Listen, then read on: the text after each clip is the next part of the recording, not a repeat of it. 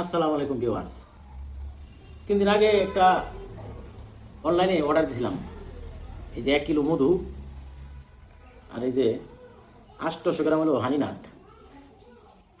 এখন এটা খুলে দেখুন মানে কীরকম প্রোডাক্ট, ঘরের বাজারের প্রোডাক্ট। যে জমশের মজুমদার খুব ভালো একজন লোক, এর কথাবার্তা খুব ভালো লাগে, এই জন্য আমি অর্ডার দিছি। দেখি আগে আগে কোনটা দেবো। আর আমরা গ্রামের চাক কাটা মধু খেয়ে শেষ করছি, 1.5 কেজি রাখছিলাম অনেকদিন আগে, খাইতে খাইতে বুঝলা শেষ। দিয়ে আজকে এই মধুর গুণাগুণটা কি আর এই সুন্দরবন হানি সুন্দরবন মধুরা কি মাই তোরা একটু চেক করে দেখি। এখানে আসো, এইখানে বসো। এই যে মধু, বিসমিল্লাহ। এটা হলো সুন্দরবনের মধু, একটু চেক করে দেখি কি অবস্থাটা। বিসমিল্লাহ, খাই দাও একটু, মজা। হ্যাঁ মধুরি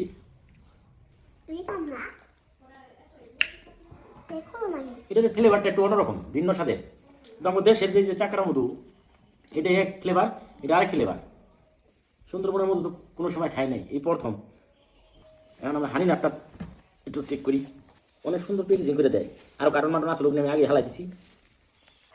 এই যে বিসমিল্লাহ, হলো 3 ফল কাইটা ছোটো করে দিলে মনে হয় সবচেয়ে ভালো হতো। উফ, এপ্রিকট, কাজু বাদাম, এমনি বাদাম, কাঠবাদাম, পিস্তা। এটা কি? এটা হইলো আখরোট, চীনা বাদাম আছে, আমাকে চীনা বাদাম। খাও খাও, মুখে দাও, মুখে দাও, দেখো। খাও না, দেখো না, মুখে দাও, দেখো কোনটা খেলো। আজও আর খেজুরের কথা কইছে, আজও আর খেজুর তো নাই। 2-1 পিস তো থাকার কথা, নাই তো, দেই না তো।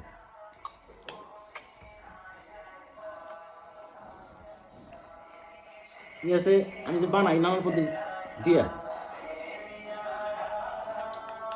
তো দেখি আগে টেস্ট করে দেখি। এই হচ্ছে আমাদের হানি নাট ঘরের বাজারের। তবে সবচেয়ে ভালো হতো যদি এটা কাচের কোনো একটা বয়মের মধ্যে দিত। এটাও প্লাস্টিক, এটাও প্লাস্টিক, তো উন্নত মানের জিনিস। তো প্লাস্টিক মনে হয় আমার মতে ঠিক হয়েছে কিনা আপনারা জানাবেন। মজা না?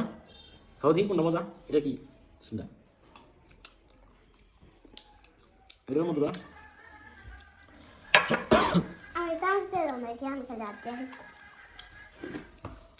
তুমি চলে দেখো। তবে হানি নাট আমি নিজেও বানাই খাই, এই যে নানান পদ মিক্স করে মধু দিয়ে আমি মিক্স করে বানাই খাই। তবে